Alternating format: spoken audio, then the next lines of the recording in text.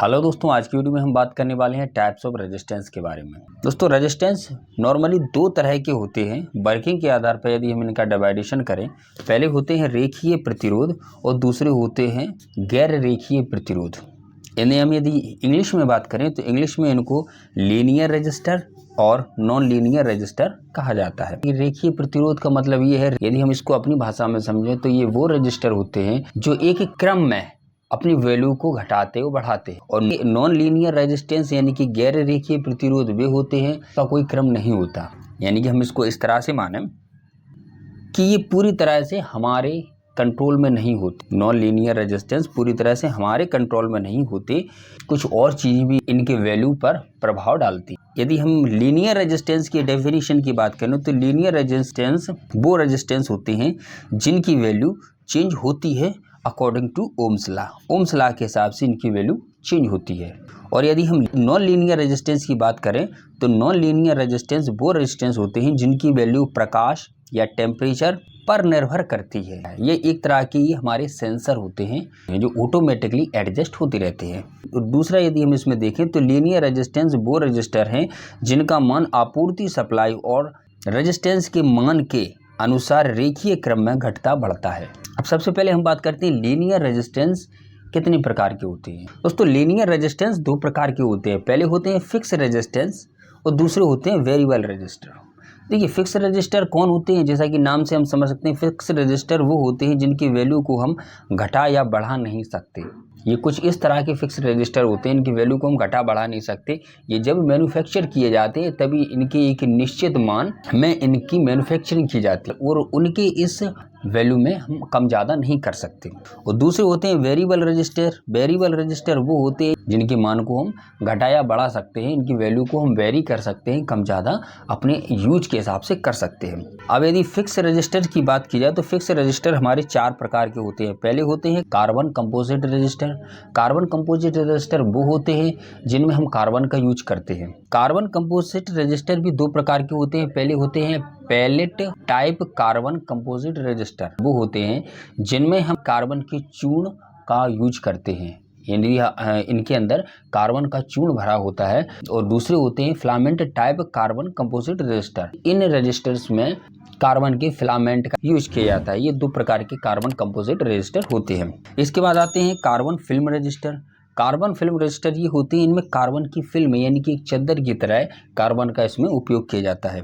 इसके बाद आते हैं हमारे metal film register. Metal film register वो होते हैं जिसमें मेटल यानी कि किसी धातु का हम इसमें यूज करते हैं। वो धातु हमारी निकल हो सकता है, क्रोमिया हो सकती है।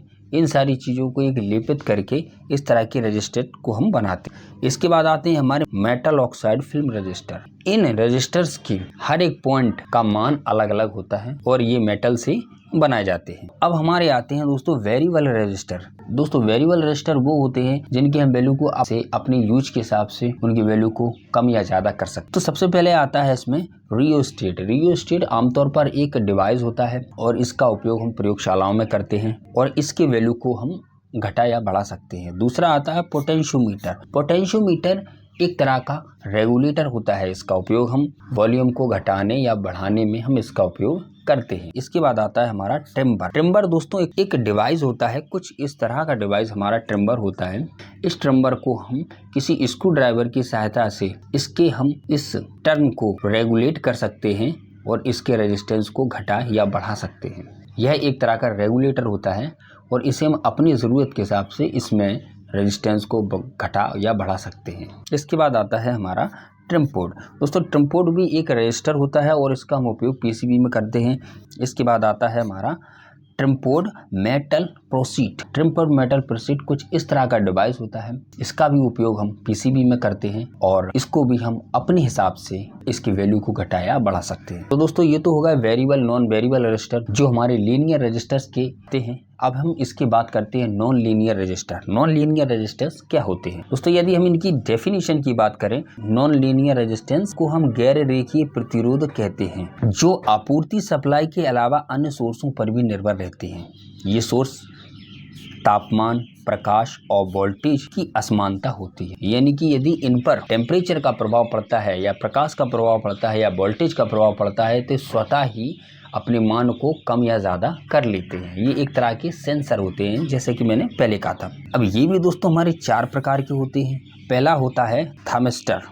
थर्मिस्टर एक प्रकार का प्रतिरोध है जिसका ताप बढ़ने पर इसका मान भी प्रभावित होता है और ये अपने मान को कम या ज़्यादा कर लेता है। नॉर्मली रजिस्टर पर यदि किसी भी तरह का टेम्परेचर का प्रभाव पड़ता है तो उसका मान प्रभावित होता है, लेकिन थर्मिस्टर पर बहुत ज़्यादा इसका प्रभाव पड़ता है, इसलिए यह एक नॉन लीनियर रजिस्टर कहा जाता है। इसके बाद दूसरा है दोस्तों एलडीआर फोटो रजिस्टर, जिसे हम लाइट डिपेंडिंग रजिस्टर भी कहते हैं। लाइट डिपेंडिंग रजिस्टर की विशेषता है कि इसके ऊपर जब प्रकाश की किरणें पड़ती हैं तो इसका मान घट जाता है। जब इस पर प्रकाश की किरणें पड़ती हैं तो इसका मान घट जाता है। इसका यूज हम ऐसी लाइटों में करते हैं जो स्वतः ही चालू और बंद हो जाती हैं। जब इस पर प्रकाश की किरणें पड़ती हैं तो इसका ये मान है ये घट जाता है, और इसका उपयोग हम स्ट्रीट लाइटों में करते हैं, जहाँ पर हमें दिन में लाइटों को बंद करना होता है और रात में लाइटों को जलाना होता है। जब प्रकाश की किरणें इस पर पड़ती हैं तो इसमें लाइटें स्वतः ही बंद हो जाती हैं, और जब प्रकाश की किरणें कम होती हैं यानी कि नाइट होती है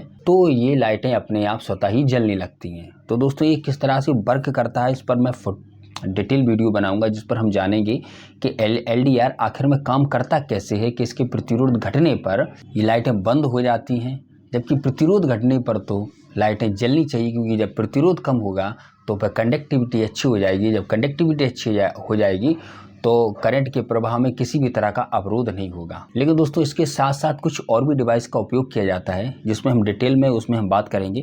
फिलहाल आप ये समझिए कि इसका उपयोग हम स्ट्रीट लाइटों में करते हैं, जहाँ पर ये लाइटें स्वतः ही चालू बंद हो जाती हैं। इसके बाद आता है दोस्तों वेरिस्टर। वेरिस्टर भी एक तरह का नॉन लीनियर रजिस्टर है। ये पूरी तरह से सेंसर की तरह काम करता है। इसकी विशेषता यह है कि इसके मान का निर्धारण इसमें बहने वाली करंट करती है। जो इसमें करंट का प्रभाव होता है वह निर्धारण करती है इसके मान का। इसमें कम करंट पर इसके प्रतिरोध का मान अधिक होता है और अधिक करंट होने पर इसके प्रतिरोध का मान कम होता है, इसलिए इसे हम वोल्टेज डिपेंडिंग रजिस्टर भी कहते हैं।